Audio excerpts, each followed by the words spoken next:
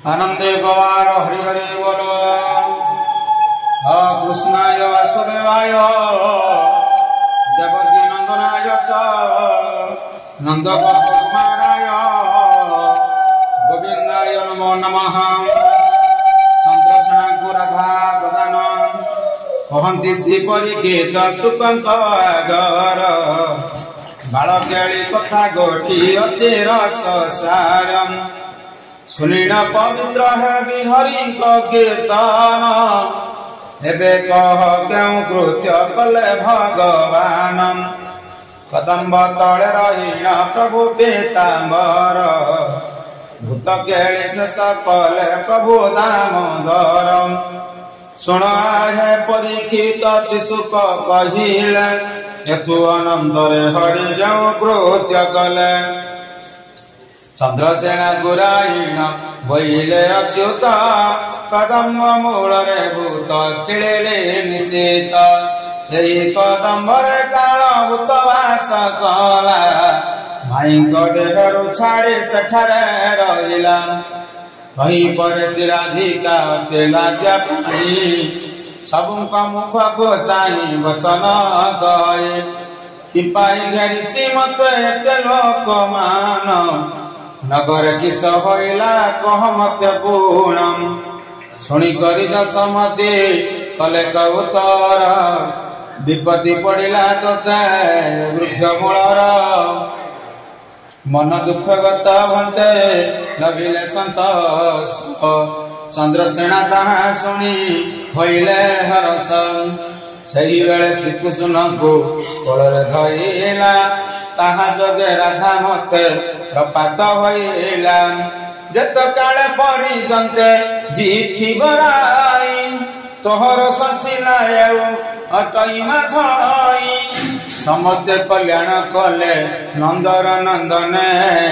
चिरंजीवी होइथिबु जानि थाव मने मते करी आंब पुतु रखिथिबु ताहा जगे भूते आउ न डरिबु बाबु या बोली कन्हाई को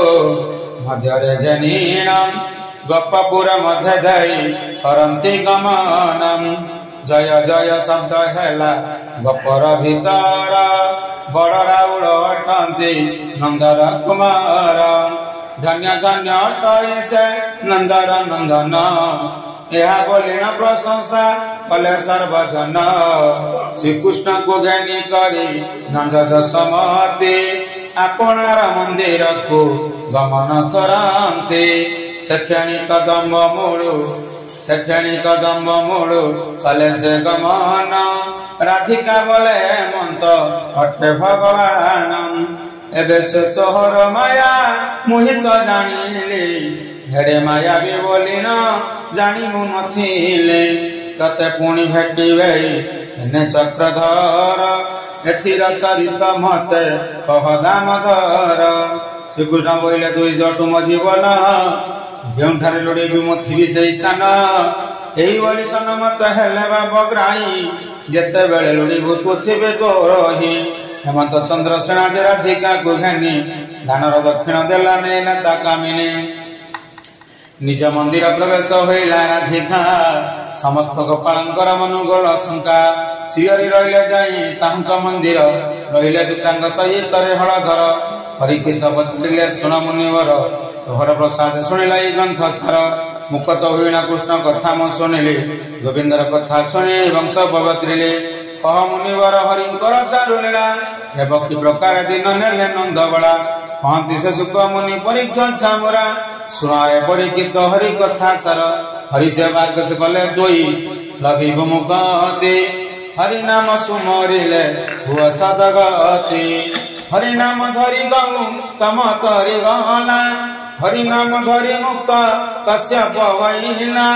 हरि नाम गति कजे स्मर मन देई हरि नाम सुमर अपक्षय जाई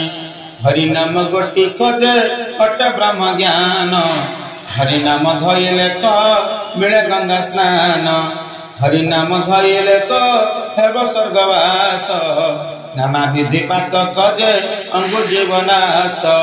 अपुत्रिक दिले पुत्र होइब तोहार सेउ बाहरी वंश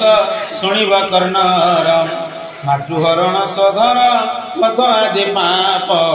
हरिवंश श्रवण होइब विलोप हरिर चरित सीना भागवत श्रीहरिर आज्ञाधीन नारायण दास आनंदे गवार हरि हरि बोल।